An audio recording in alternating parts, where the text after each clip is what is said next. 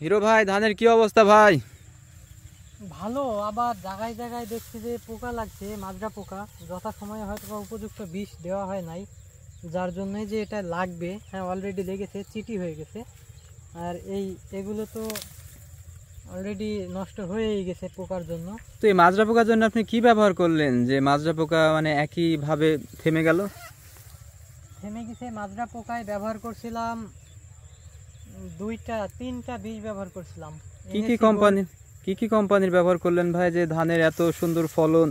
আসলে আশাবঞ্জক ভাই, এত সুন্দর অনেকের স্বপ্ন ধানে। দেখেন অনেকে ধান তৈরি করতে পারছে না, জাব পোকা বিপিএস পোকার কারণে দেখা যাচ্ছে ধান খুবই শীঘ্রই এবং খুব দ্রুত নষ্ট হয়ে যাচ্ছে ভাই। তো কি এমন জিনিস ব্যবহার করলেন যে ধানের ডগা প্রায় আপনার আধা হাত বা 6 সেন্টিমিটার পর্যন্ত লম্বা হইল? ধানে ব্যবহার করছি এসিআই কোম্পানির এনএসি গোল্ড। এনএসি গোল্ড, তারপর এরপরেও আরও দিয়েছিলাম একটা নাশক দিয়েছিলাম, যেন পাতাগুলো এই যে হলুদ হয়ে যাচ্ছে, এই হলুদ যেন না হয়ে যায়। পাতা সব নষ্ট হয়ে যাচ্ছে হলুদ হয়ে। এর জন্য কি নাটিভো একাধবার ব্যবহার করেছিলেন? নাটিভো কিংবা অ্যামিস্টার টপ বায়ার কোম্পানির?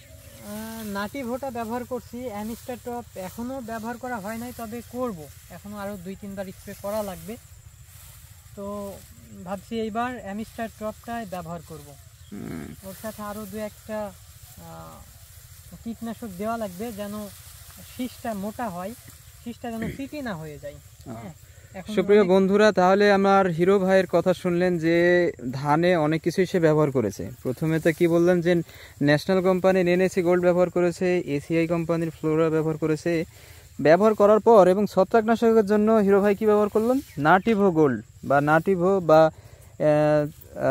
অ্যামিস্টার টপ ব্যবহার করেছে। তো ধানের যে এরকম স্বাস্থ্য, এই স্বাস্থ্য দেখে বোঝা যাচ্ছে যে হিরো ভাইয়ের আশাবঞ্জক ফলন হবে। যদি বিঘা প্রতি বা 33 শতকে হিরো ভাইয়ের আশা করা যায় যে প্রায় 20 থেকে 25 মণ হারে ধান হবে। তাহলে এইরকম অবস্থা বা এইরকম পরামর্শ যদি ফলো করে আপনারা যদি ধানের পর্যবেক্ষণ করেন কিংবা ধানের শিডিউল স্প্রের দিকগুলো দেন, তাহলে আশা করা যায় হিরো ভাইয়ের মতো আপনারাও খুবই ভালো ফলন পাবেন, যেটা হিরো ভাই প্রত্যাশা করছে। তো সম্মানিত দর্শক, এই পর্যন্তই। হিরো ভাই, তাহলে আপনি কি বলছেন দর্শকদের উদ্দেশ্যে? আমি দর্শকদের উদ্দেশ্যে বলতে চাই, ধান পর্যবেক্ষণ করে, ধানের রোগ চিহ্নিত করে, ধানে যেই বিষটা দেওয়া লাগবে, যেই কীটনাশকগুলো ব্যবহার করা লাগবে, উপযুক্ত কীটনাশক দেখে তারপরে ধানে ব্যবহার করতে হবে। এর মধ্যে আমি বলবো এসআই কোম্পানির কীটনাশকগুলো অনেক ভালো কাজ করে, যেটার কৃষকদের জন্য অনেকটা উপকারী, যে কোনো ফসলের জন্যই, তবে ধানের জন্য অনেকটা ভালো।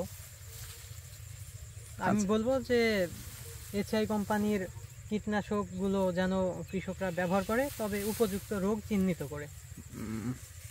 ধন্যবাদ হিরো ভাই।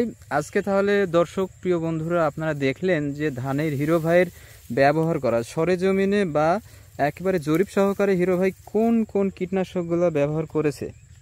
আমরা তো খুবই একবারে সুনিপুণভাবে হিরো ভাইয়ের কথাগুলো শুনলাম।